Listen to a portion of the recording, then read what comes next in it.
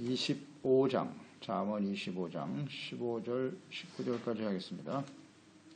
25장 15절에서 19절 하겠습니다. 오래 참으면 관원도 설득할 수 있나니 부드러운 혀는 뼈를 꺾느니라.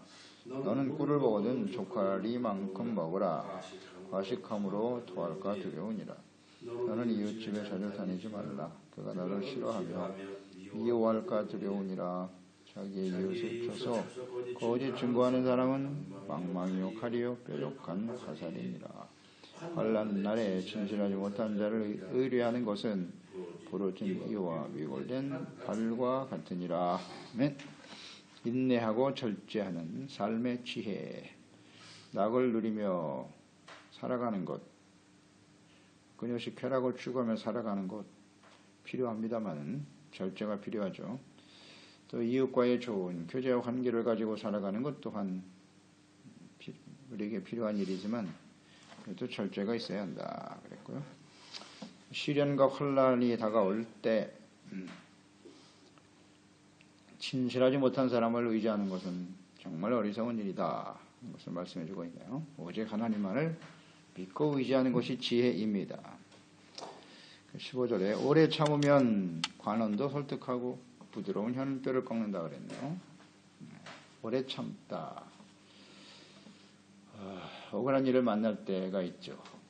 비난을 당할 때도 있고 또 끊임없이 우리 마음속에 사람들과의 관계 속에서 혹은 어떤 상황 속에서 분노가 일어날 수 있어요. 분노. 근데 이것을 잘 참아낼 수 있어야 된다는 거예요. 분노. 그러니까 이런 억울한 일을 당하거나 분노가 일어날 때 똑같이 그냥 상대를 공격하고 싸우기보다는 일단 참는 것이 지혜다. 오래 참는 게 사랑이니까요. 그래서 참고 차분하게 말하고 대하는 것이 매우 필요합니다. 이것이 이제 지혜로운 행동이에요. 그럴 때 관원도 설득하게 된다. 관원, 통치자, 혹은 뭐 재판관, 그런 사람들도 감동시킬 수 있다. 사울과 다윗의 경우를 묵상하게 되죠. 사울에게 쫓겨서 억울하게 고난을 당하고 있었던 다윗. 사무엘상 24장에 보면 그가 엔게디에 숨어 있을 때 사울이 또 죽이려고 쫓아오죠. 굴 속에 숨어 있었는데 그곳에 사울이 찾아 들어오죠. 죽일 수 있는 기회가 있었지만 옷자락만 베는 그런 상황이 있었어요. 온유하게 대하죠. 오래 참습니다. 오랫동안 참아요. 정말 다윗이. 그래서 3상 24장 14절에 보면 이스라엘 왕이 누구를 따라 나왔으며 누구의 뒤를 쫓았나이까 죽은 개나 벼룩을 쫓음이니이다. 그런즉 여호와께서 재판장이 되어 나와 왕 사이에 심판하사 나의 사정을 살피 억울함을 풀어주시고 나를 왕의 손에 건지시기를 원하나이다 하니라. 다윗이 사울에게 이같이 말하기를 마침에 사울이 이르되 내 아들아 내 아들 다윗아 이것이 내 목소리냐 하고 소리를 높여 울며 다윗에게 이르되 나는 너를 학대하되 너는 나를 선대하니 너는 나보다 의롭도다. 네가 나 선대한 것으로 나타냈나니 여호와께서 나를 내 손에 넘기셨으나 네가 나를 죽이지 아니하였도다. 이 안악한 사울의 마음을 이렇게 감동시키지 않습니까? 다윗의 혀가 부드러운 말이 오래 참고 인내하면서 그러니까 이게 오래 참는다라고 하는 것 참 쉽지 않죠. 이 다윗의 입장에서 이 사울은 너무나 큰 고통이에요. 죽이고 싶은 대상이죠. 억울하게 사울에 의해서 쫓겨다니고 그런데 다윗은요 끝까지 참아요. 그러니까 오래 참음 속에는 하나님께 대한 소망이 있는 거예요. 그런데 우리는 하나님의 뜻보다는 자신의 감정에 더 충실하잖아요. 그렇죠? 이 부분을 좀 잘 묵상할 필요가 있어요. 아무리 억울한 일을 당하고 마음에 막 분노가 일어나고 상대하기 싫은 사람들 맨날 봐야 되고 고통스럽죠 이거. 그런데 하나님의 뜻을 생각하는 거예요. 왜 하나님께서 지금 이 시간에 또 이런 상황 속에 나를 하나님이 두셨는가? 왜 저런 사람들은 맨날 봐야 되지? 이렇게 하나님의 뜻을 알고 하나님의 선하심, 하나님의 합력한 선을 이루시는 분이니까 하나님께 대한 믿음과 기대를 가지고 있을 때, 신뢰를 가지고 있을 때 인내할 수 있게 되겠죠. 그래서 다윗은 끝까지 참은 거예요. 저 사울을 하나님이 제거하실 수도 있는데 왜 계속해서 나를 괴롭히게 만드실까? 이런 생각을 하는 거예요. 그래, 하나님이 이를 통해서 나를 테스트하시는구나. 내가 이런 상황 속에서도 하나님께 믿음과 신뢰를 잃지 않고 하나님을 믿고 의지하면서 하나님께 감사하고 찬양할 수 있는지를 보시는구나.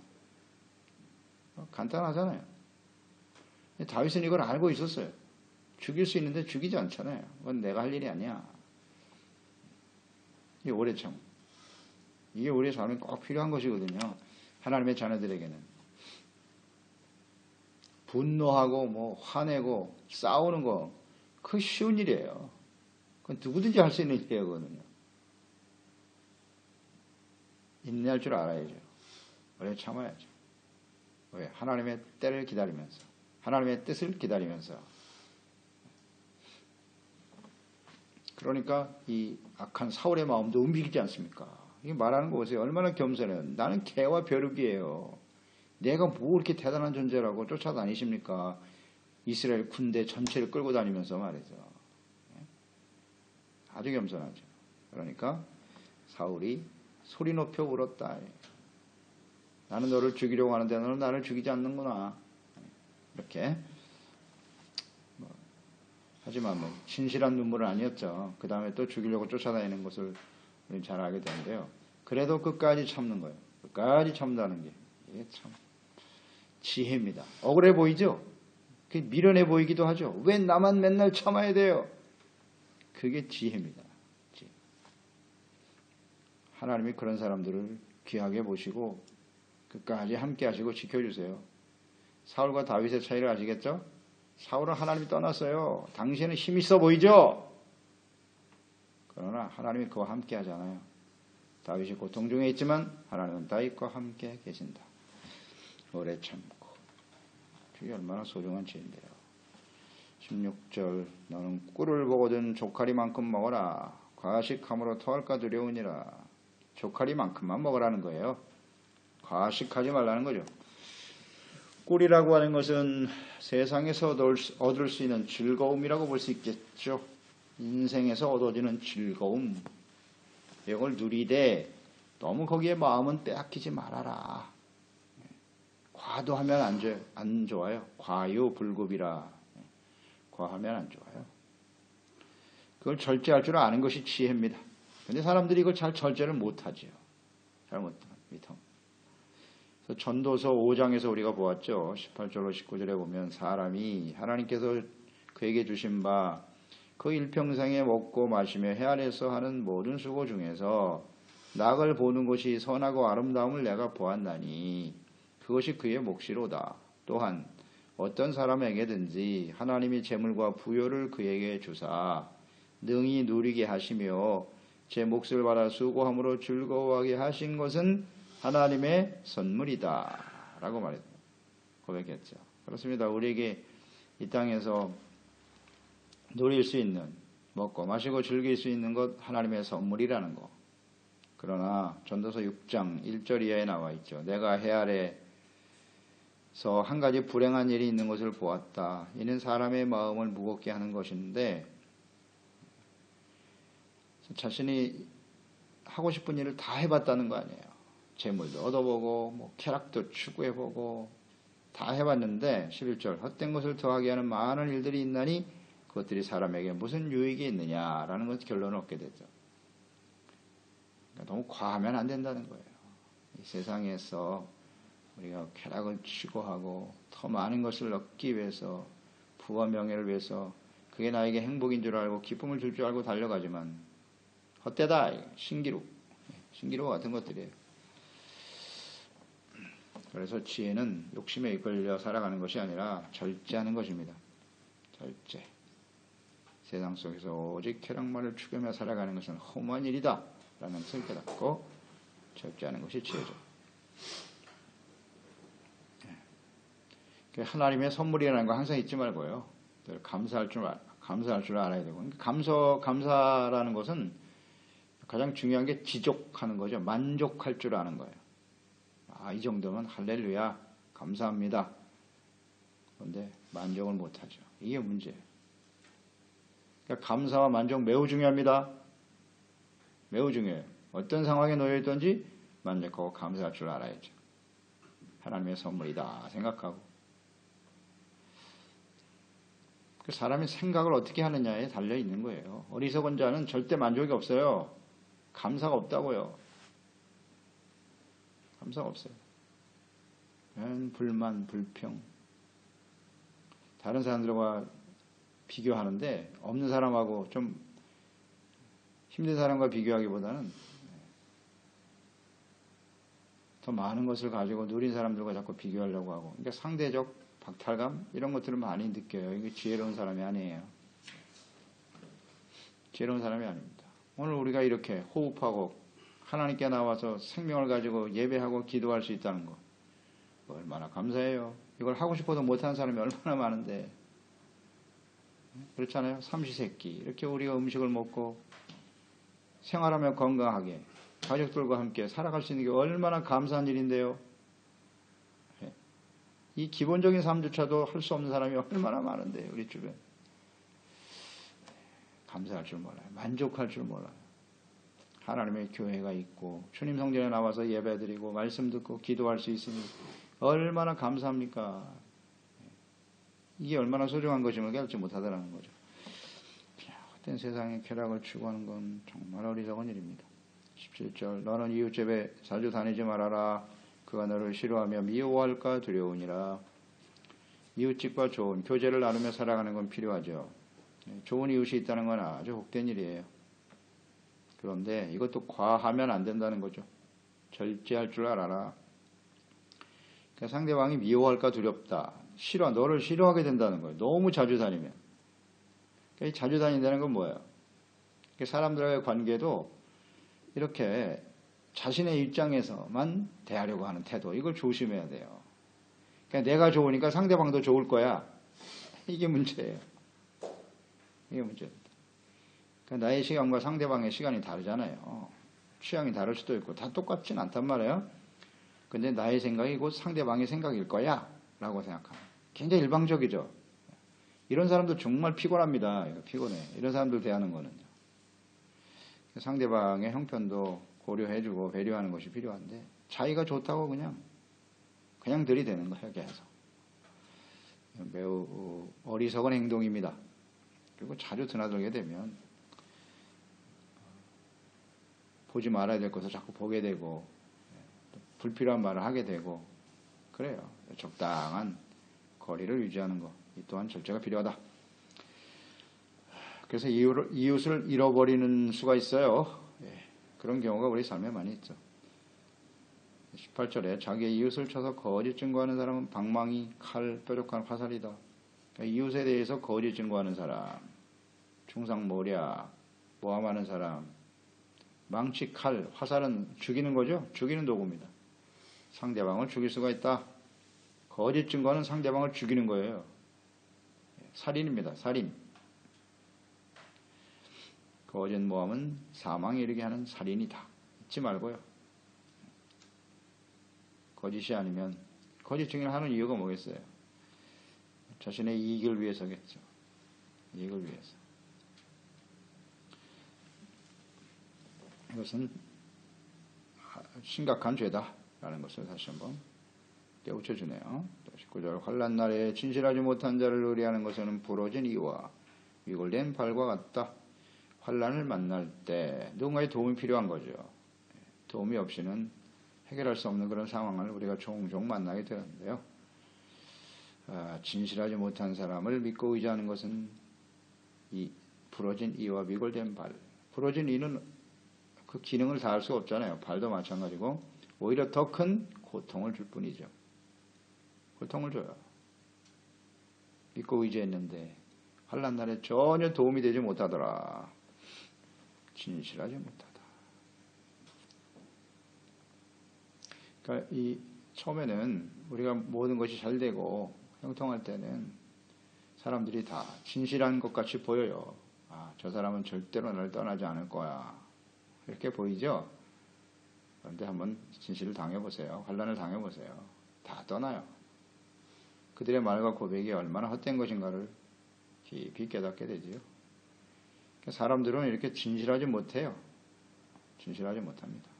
다 자기의 이해관계에 따라서, 필요에 따라서 그렇게 대하는 것 뿐이에요.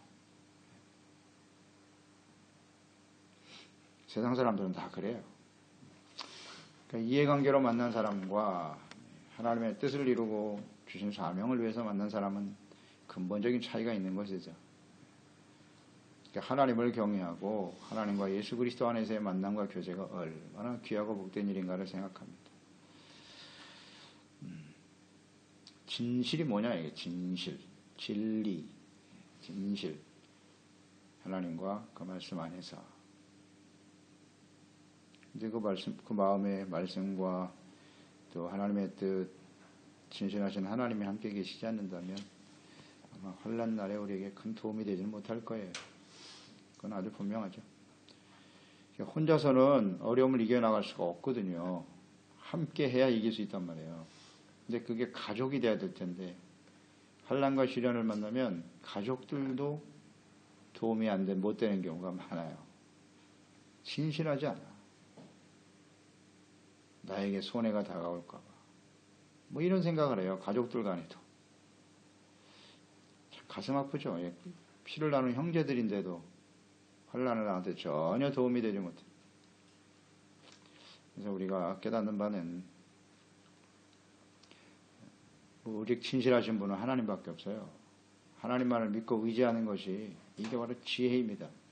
그러니까 이런 시련을 통해서 사람들을 통해 깨닫게 되는